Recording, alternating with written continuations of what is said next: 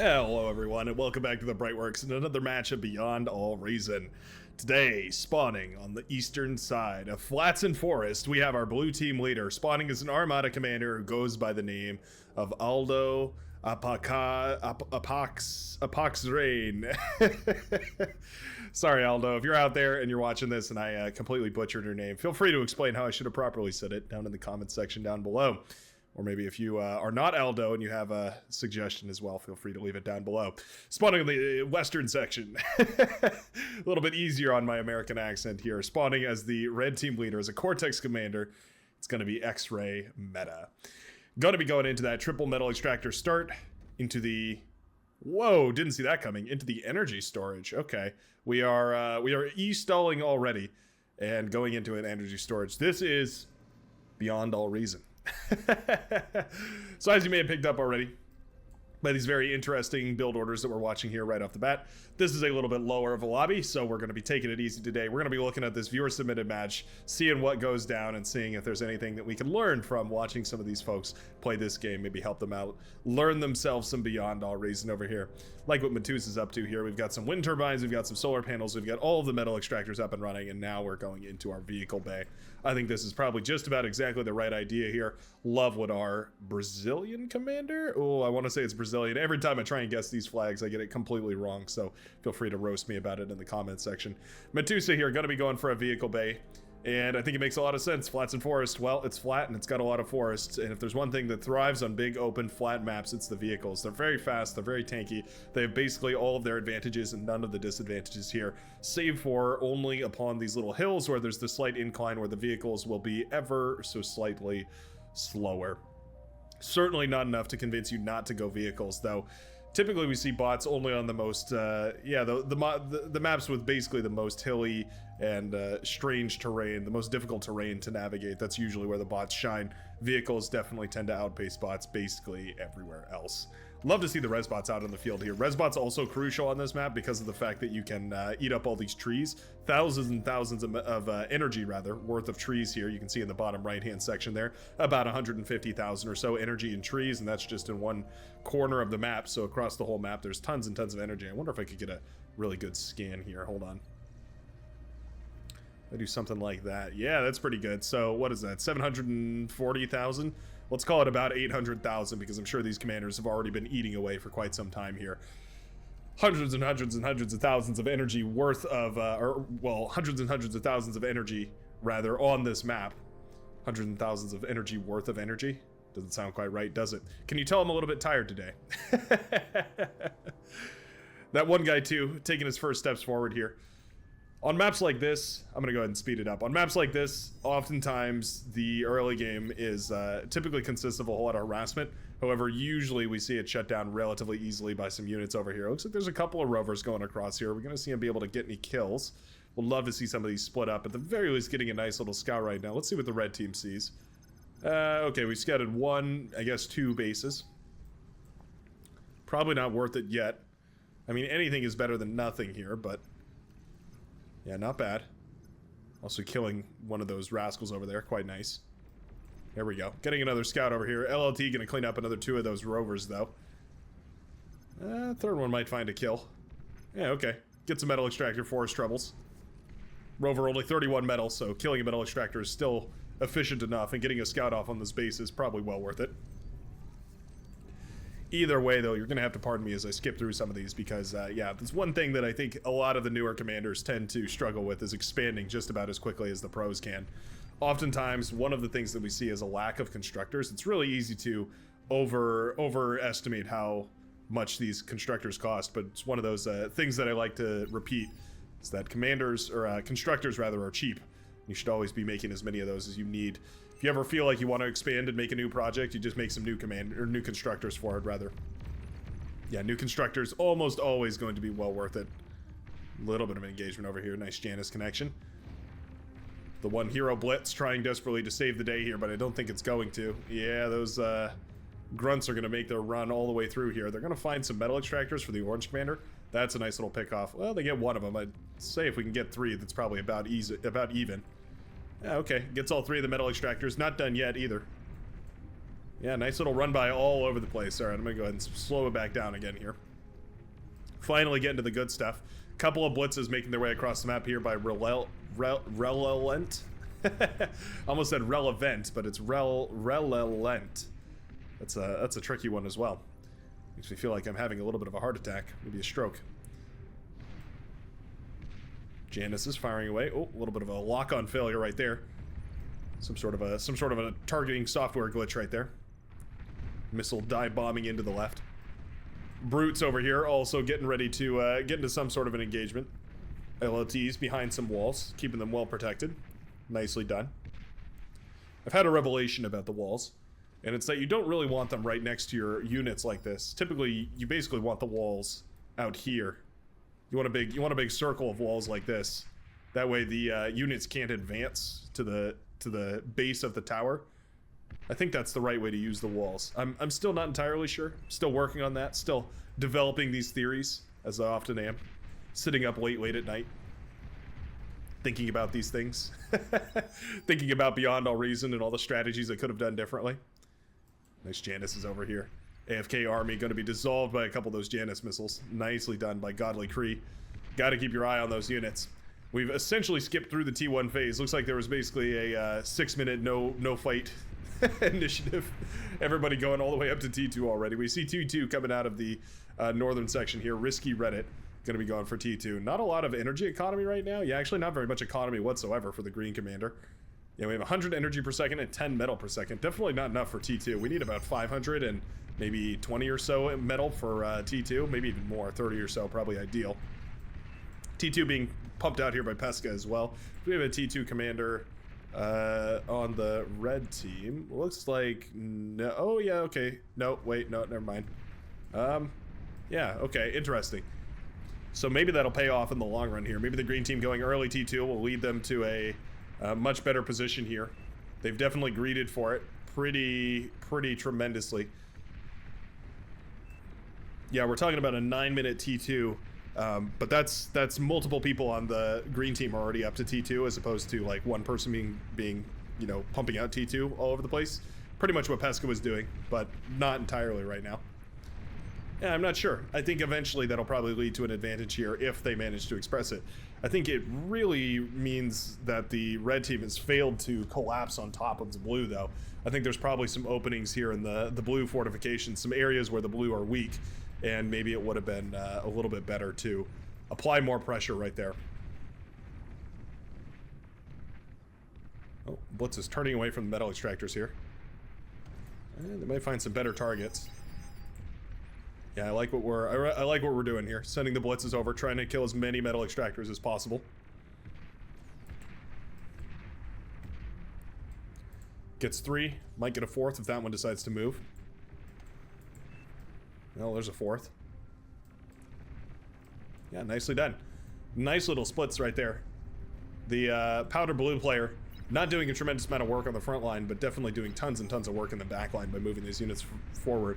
Again, tremendous opportunity paths right here. We can just carve all the way through to the red team's main base here. I think this is one of the struggles that a lot of newer commanders face, is deciding whether it's worth it to fight your enemy's army or whether it's worth it to fight your enemy's, well, units. And almost always, I think the right answer is to pretty much try and avoid fighting the army and try and fight their economy instead. Doing damage to their backline is going to do way more damage on the front line over time than doing just damage on the front line. Does that make sense? That felt like a little bit of a complicated thing to say. Godly Cree not reacting whatsoever. A little bit of an APM stall right there.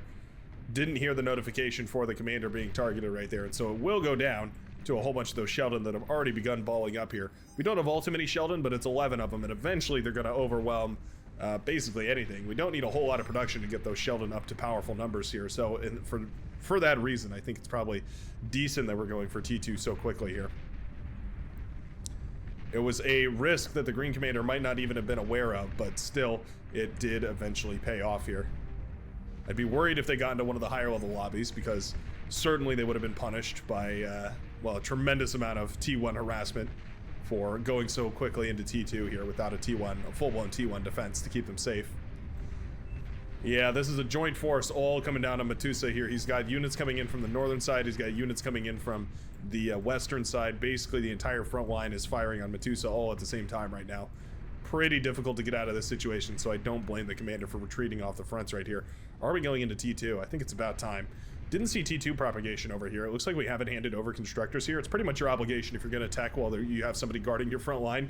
You pretty much have to make sure that you hand out some T2 to them. So I'd love to see bend over honey try and, yeah, I get the joke. I'd love to see them hand over some T2 constructors. Maybe they have and I missed it. I don't see it. There's also a T2 lab coming up over here for Kinslayer 11. Maybe it's Kinslayer XI. That was a thing way back in the day. Gamer tags, you would always put an X at the front and the front and the rear. X, Brightworks X. And then if that one was taken, you'd just put an X and then a capital X, and then capital X and a lowercase x. You'd have X, capital X, Brightworks X, underscore X. All sorts of random stuff. Niche gamer culture. I'm sure all of you are very well educated in. All of you lovely gamers, I'm sure. Medium tanks, feeling the sting of those Sheldons. One of the superpowers of the Sheldon is the fact that it can kite so effectively. Now, I'd love to see these spread out just a little bit. Just dragging a big arc. It's going to make them fire quite a bit better, and it's going to make sure those tanks don't AoE anything. The tanks don't really have any inherent AoE, but sometimes those the Gauss rounds they fire, the condensed matter rounds, they can impact a little bit of an area if the units are too bundled up, and you can oftentimes shred off a little bit of health from some of the units that were standing right next to each other. Call it shell shock. Janus meets Fiend. Janus shoots self in face. Fiend meets 2 LLT turrets, and LLT turrets will win. Just barely, but they do win. Good to know. These are the matchups that we need to know. Mauser now rolling out to the front line for Steph. That's quite nice. That's going to mean that this battlefield turns rapidly in his favor if T2 doesn't hit the lines immediately for Kinslayer. Kinslayer's working on that T2 lab. He's been working on that T2 lab for a good long while here. It's not going to come up anytime soon, though. I see T2 metal extractors were queued here. We must have been given a T2 constructor at some point or another. Where is it is the question. Looks like it came from all the way up north here somewhere. Not sure exactly where this came from, but yeah, sharing T2 constructors is absolutely critical to making sure that your team stays on pace. Having your whole team be on T2 at the same time means you hit a team-wide timing attack. Way more powerful than a single player having just a couple more units. Chiefski, you've got a tremendous metal field right here. Tons of constructors. You've even got a commander. I think moving forward and eating all this while you're at a critical metal shortage. Oh, we're not at a metal shortage. We're actually at an energy storage. Energy shortage, rather. An energy storage shortage. Trying to resolve that with a bunch of advanced solar panels back here. I like it. Oftentimes, one of my favorite things to do on this map is just get 2 constructors and have them build a massive field of wind turbines. Usually works out pretty good. It's a very low-cost way of expanding your economy. Once you get about 1 row of turbines built, it pretty much pays for its own expansion just via energy converters and all that sort of stuff. Very, very easy way to continue improving your energy over the course of the game, even if you don't have time to micro a whole bunch of units to build, or a T2 constructor or whatever to build some sort of T2 economy. Go for fusion reactors, go for advanced energy converters, all that sort of stuff. At the very least, you're going to be slowly increasing your wind turbine capacity. And eventually, it's going to put you in a pretty good spot. Mauser also out here for Aldo. Going to be besieging all of this T1, and it's not going to be too long for that T1 to stand. Even the heavy laser tower will fall here. Well, granted, I mean, oh, those Janus connections are pretty good. Okay, you know what? The medium tanks do manage to jump on top of this Mauser line. Pretty much the only place those medium tanks can become effective again. And they managed to do it. This was a messy engagement. I do think eventually the blue player still wins here, but way, way better for the maroon player than it definitely should have. Commander could maybe get in on this fight too and D-gun down some of these tanks. There's not too many Mauser remaining here. We've got 2 Mauser firing away and a whole bunch of medium tanks. Heavy laser tower also putting in tremendous work. Blasting away at that Mauser like it's nobody's business. That is a powerful heavy laser turret right there. This boy has done some tremendous work. I love to see these resbots, by the way, eating up a lot of this wreckage over here. Completely instrumental that those resbots do eat everything up. Loads of fiends have run by over here. Oh no, they're AFK though. There we go. Fiends do get on the march again. Gonna start blasting away at all this stuff. There's a couple of twin guards though. And we already did the calculation earlier. 2 light laser turrets does beat the fiend. So There we go. That's the way the twin guard works. Couple of Sheldon over here just dumbfiring into a pit. Always lovely to see. Love some good pit firing Sheldon.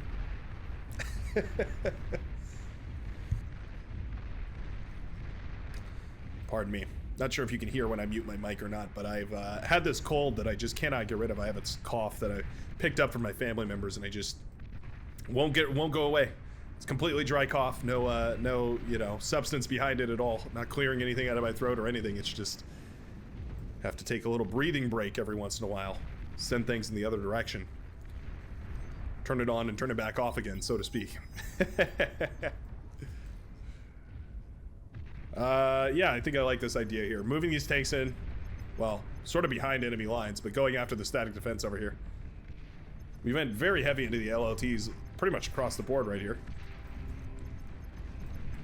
A couple of those wardens trying to blast away. Killed one tank so far.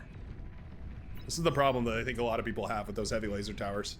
We had 2 heavy laser towers and 2 light laser towers, well, 2 medium laser towers, and for what it's worth, they killed 4 medium tanks. Let's do some quick math right here.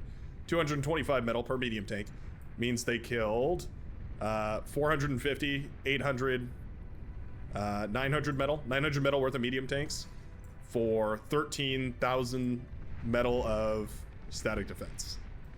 Yeah, not ideal. And that wasn't even very efficient. They didn't really kill it efficiently. They took a lot of damage. Yeah, it's tricky. How do you account for that sort of a thing? You have to really set yourself up in a incredibly powerful position in order to make an efficient trade out of those static defensive structures. Mauser being used as an assault unit. Little unconventional, but I guess it works. They do a lot of damage, so it's nice to have them there, I suppose. Medium tanks. Stars of the show, though, as well as this Janus. Both of which doing an excellent job of keeping it together over here. Well, I guess not keeping it together. Breaking it apart is probably more of an appropriate thing to say. As down goes the base. Yeah, Medusa. Almost entirely eliminated from this game. We do have, yeah, an energy storage and a couple of wind turbines and a single constructor left. That is all that remains of our Seafoam Green Commander, but it looks like, yeah, they're going to stay in the game here. Kudos to them for staying in the game. I've certainly seen people leave over littler things than that. I've certainly left games over littler things than that. I think we've all had those days. Big bullfight over here. Pretty cinematic, I gotta say. Takes me back to the time when I didn't know how powerful the bull was. When I was still learning the units of Beyond All Reason. I'd never seen the bull before, but I thought it looked dumb. Thought, man, this tank looks ridiculous. Why on earth would anybody use that thing? And then I learned exactly how strong the bull is and the reason why it costs 950 metal. And yeah, suddenly it all made sense. And yeah, I had a fond appreciation for the bull. I still think it looks kind of dumb, but I have a fond appreciation for it at the very least. It's you know, it's one of those funkier looking units. It's got that very square body with that very round head. I guess you can see why it was named the bull. It's got the double antlers sticking right out the front of its nose. Sprinter's gonna mop up the rest of those hounds over here, and it looks like this aggression, although it did tear through this landscape here, it only took out about 6 metal extractors. Not gonna be the end of the world right now for that one guy who's already gonna be replacing those with the T2 constructor eventually here anyway, so not the end of the world, but certainly an omen of what's to come here. As you can see, the blue commander still producing more and more units here, starting up an advanced fusion reactor even, trying to get some sort of an advanced economy up and running. Very nicely done to do that, using the positional advantage bought by those bulls, sweeping across the map here to try and lean into that. You've got to be careful though, because it does cut into your unit production, so if you don't have anything on the front lines, oftentimes going for that advanced fusion reactor can be a death sentence. Almost done building over here. Medusa definitely needs some more build power. I'd love to see some handed over by other players. For instance, a whole bunch of Twitchers would be extremely useful. T2 Constructed handed over right here, so that's quite nice by Bend Over. Oh, and look at that. Yeah, the Twitchers are handed over. Very nicely done. So this is an update that I'm a little conflicted about. When you hand units over, they oblige the latest command that they were following. I feel like there needs to be a special circumstance for these sort of units because, yeah, you can see Medusa is now using all of his resources, pumping out units right now for Ben Dover, honey, who's... in other words, these Twitchers were queued to help this laboratory out, and then they were handed over, so now they're pulling from a different resource.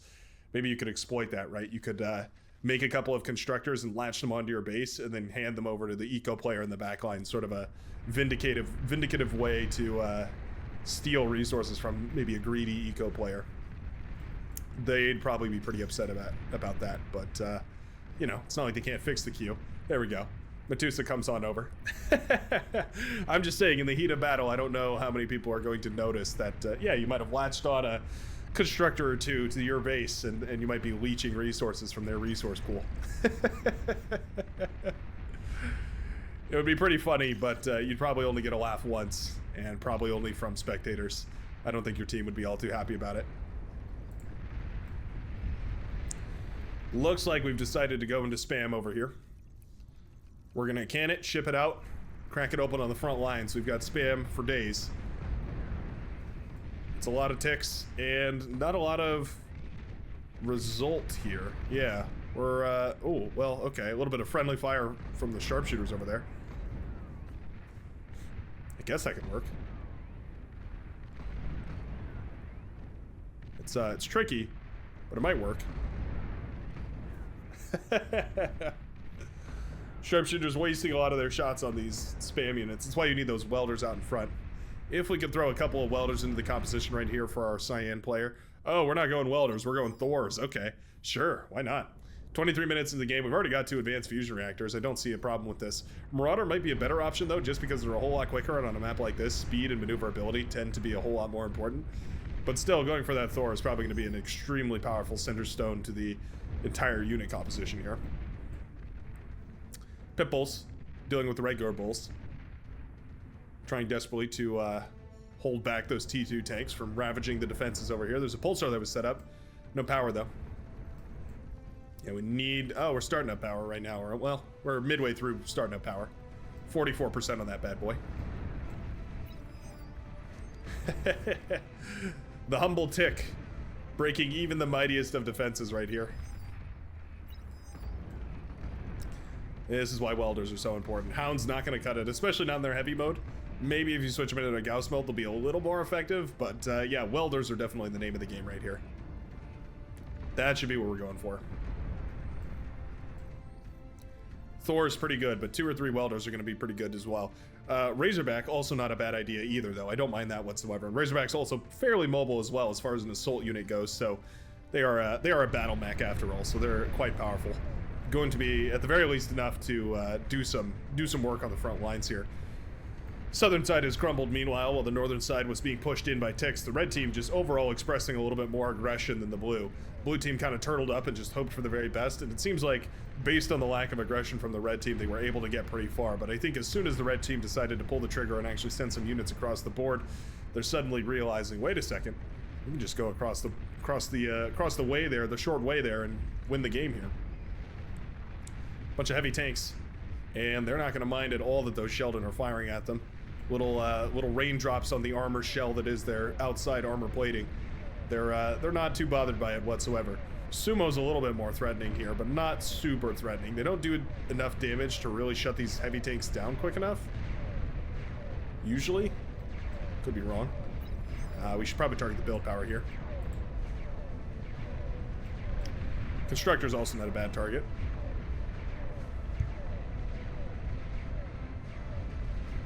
Take a sip of my drink here. It's the only thing keeping me casted. Sweet, sweet taste of an ice cold Coca-Cola. Hashtag not sponsored. I'd totally be willing to, though. Sponsorship from Coca-Cola would be pretty epic. This game of Beyond All Reason, brought to you by Coca-Cola. Oh, a boy could dream. Yeah, nice little push right here by the red player. Moving their way all the way across the southern side of the map now. The tick spam is tremendous. And we're sending these ticks out from the southern side and all the way through to the back lines here. Gonna be more than enough to do some serious damage. Plenty of pings sent out by Medusa. who's trying to alert his team that there's a encroaching force headed in their direction. Tick spam of the blue player that was at one point sent out to the front lines to try and counter the tick spam of the brown player has, now been redirected. It has been given a new purpose. And here goes Ticks, tearing apart the remainders of that base. Little scavengers eating up the corpses of a bigger battle. Pretty funny.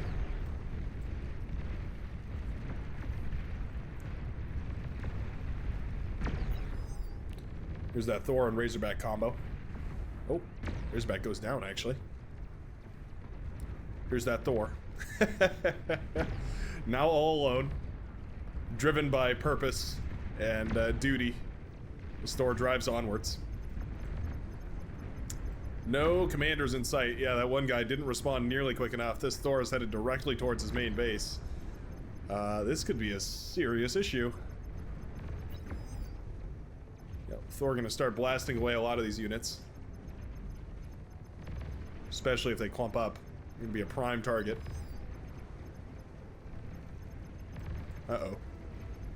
Uh-oh. Thor body blocked by the by the constructor.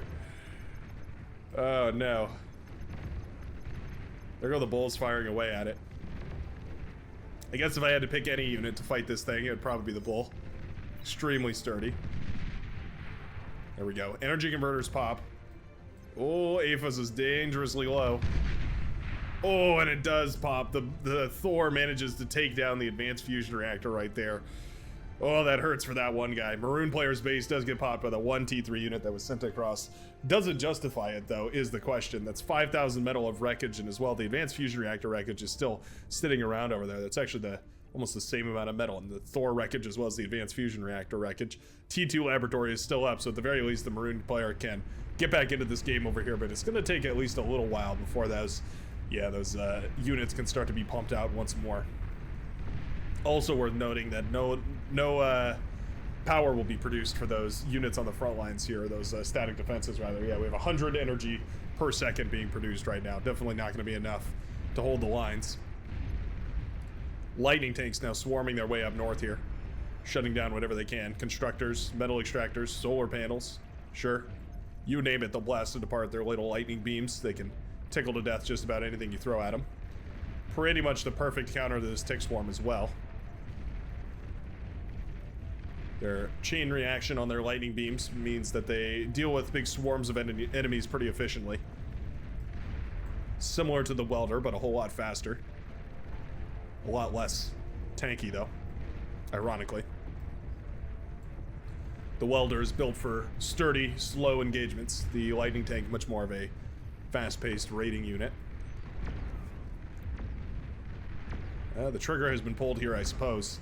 Looks like Chiefsky is ready to move in with a whole lot of these units. A lot of it is T1, but the T2 that does stand within this composition is finding tremendous effect over here. There are sharpshooters out and available as well. Sharpshooter is going to be wonderful for dealing with all this. I think we need basically a tick spam here, though. We do have the T1 lab. Oh, I'd love to see this T1 lab pumping out ticks right now. Oh, no, not going to happen. All of it goes down right now. Suddenly, this is turning into a nightmare in the northern section. Yeah, these Starlight's blasting apart the bulls with brutal efficiency here. You cannot keep going for these units. They're just too expensive, and they're having no effect. Oh, no. Certainly a misread right there by Godly Kree, who just didn't realize that those Pulsar, or the Starlights rather, were essentially the perfect hard counter to the bulls, and they'd been built up in enough number that now no chance of ever overwhelming them. And suddenly, there we go. The lime green player making a sweep all the way through the northern, or making a push rather, all the way through the northern section, and eventually going to be able to sweep down south here. We've got ourselves a good old-fashioned yin-yang scenario here. Oh, advanced fusion reactor also pops from Morigi. Yeah, we'll go with Morigi. Very nice. Chiefsky might be able to turn this around. At this point, you've basically got to consider just trying to defend your southern side, or aggressing as hard as you possibly can up on this northern side.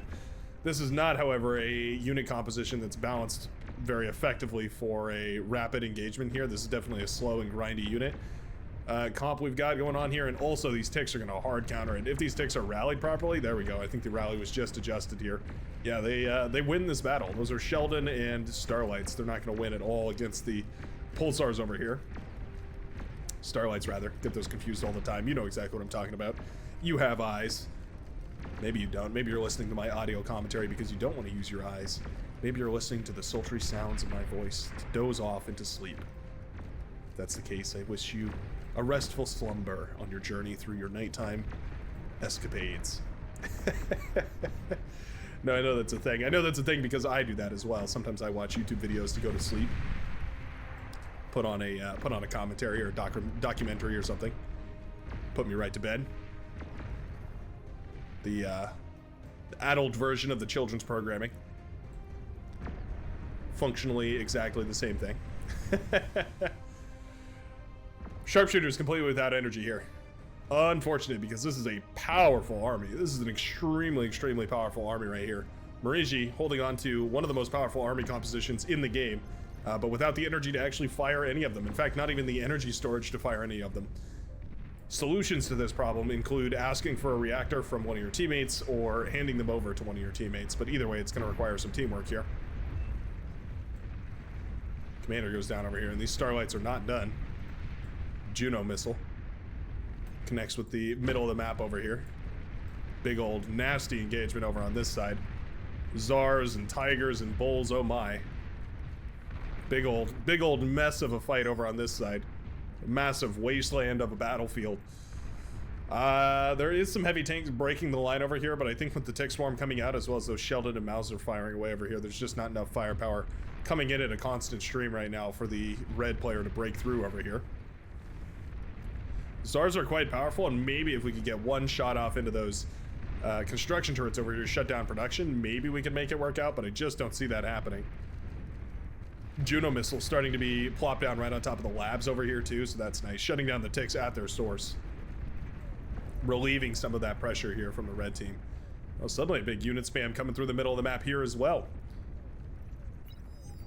Gotta say, I'm thrilled with this new computer. Somebody was asking for specs in the Discord channel. I meant to give them a full spec readout, and then I completely forgot. I actually lost the sheet that I had. So I guess this can serve as your de facto answer, but I upgraded to a 460 Ti with 16 gigabytes of internal RAM, as well as a 9th generation Intel processor. So significant upgrades across the board.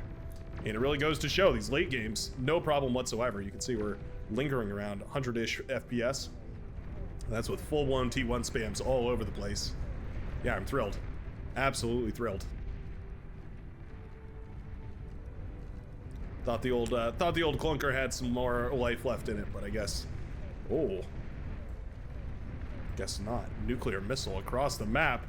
No anti-nuke covering the blue base. This is tremendous. Oh, nuclear explosion right to the face for the blue commander. All that hard work, the tick spams, the T2 lab, all the advanced fusion reactors gone in an instant.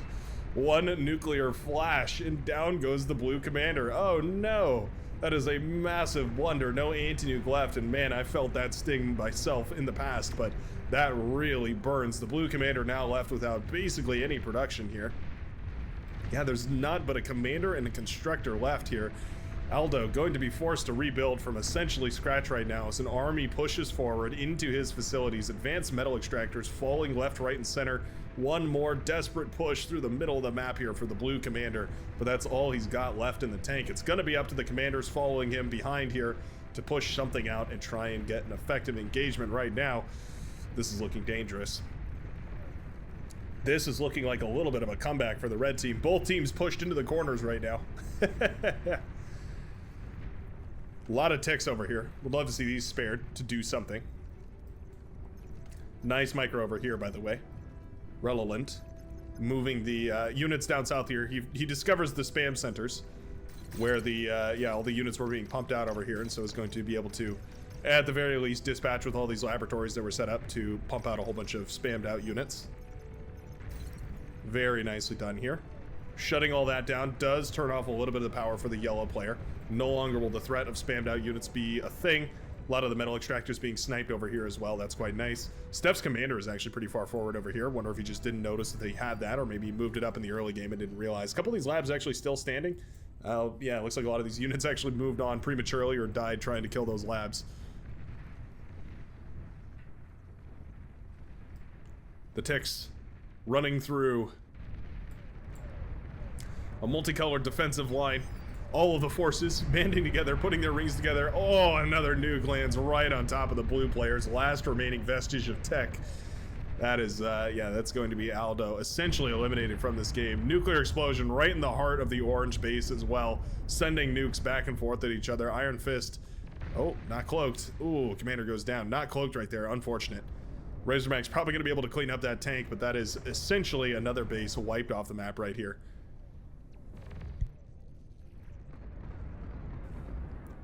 Sharpshooters, whoa, getting a nice trade over here. A lot of these units just parked over here, getting melted away right now. Well, that's quite nice. Talk about an efficient trade. 1,000 energy per shot right there, but it's more than enough. Single fusion reactor, that is. Produces that every second. We've got enough energy storage to fire a couple of them at a time. Yeah, there we go. Only thing we need to do is spread these sharpshooters out. They have to be in a very picky formation. They have to be spread out just like colonial infantrymen, I suppose. Not sure why exactly that image was so clear in my head, but anyways, yeah. You gotta spread them up shoulder to shoulder. Otherwise, they won't be able to fire past each other, and it can actually create a huge problem.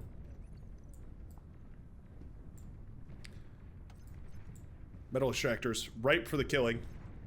Not going to be the case, though.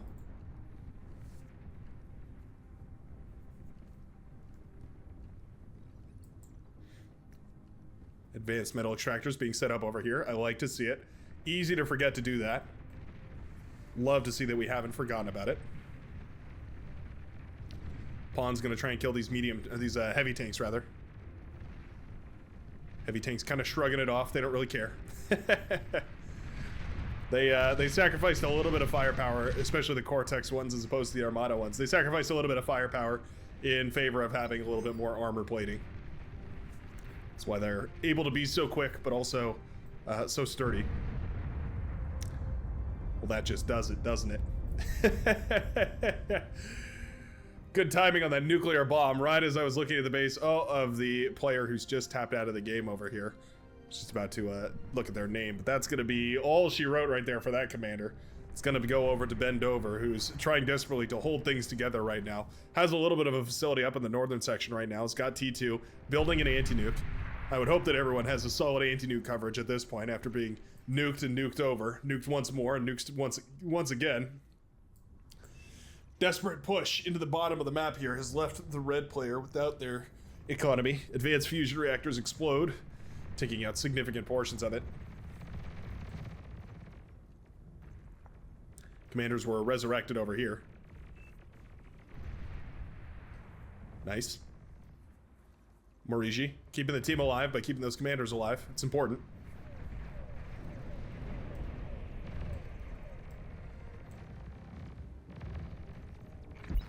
EMP missile launched. Trying desperately to EMP some of these. Doesn't know that the Thors are immune to EMP. An unfortunate blunder. But it will not matter, because the EMP cannot, or the Thor rather, cannot fire without energy. Oh, and down goes that Razorback. Man, Thors are essentially the natural predator for the Razorback there. If we can shut down this production facility, I think this is basically the last facility for the red team that's actually producing any quality units. Down goes some of that build power.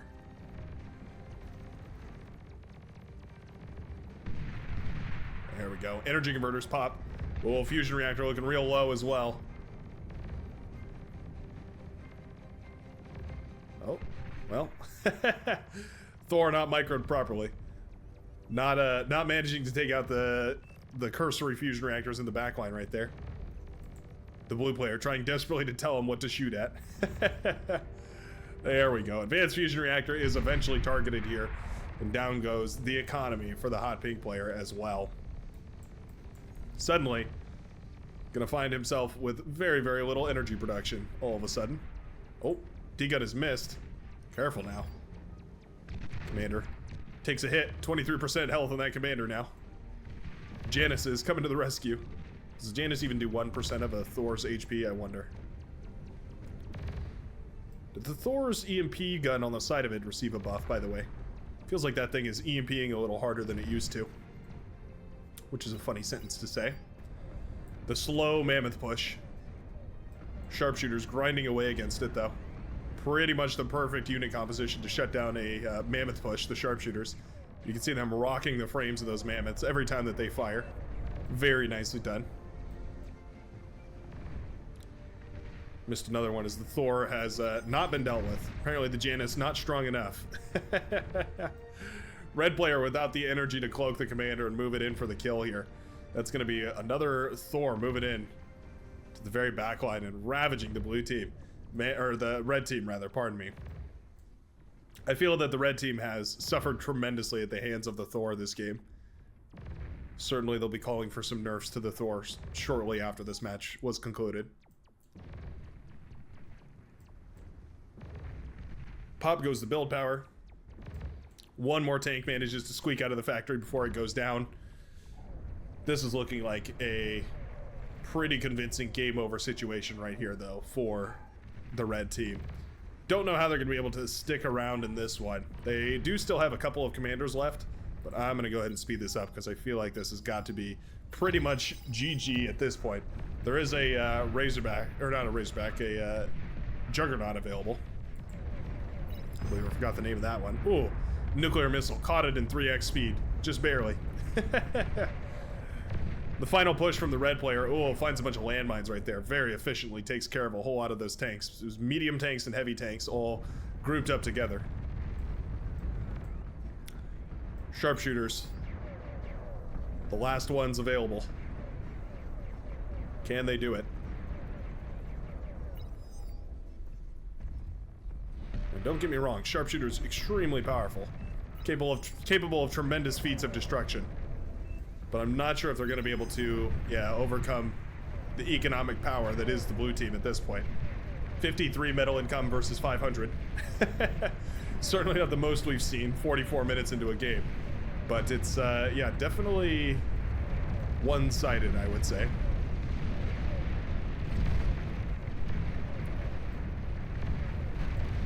Sharpshooter's running out of energy right now.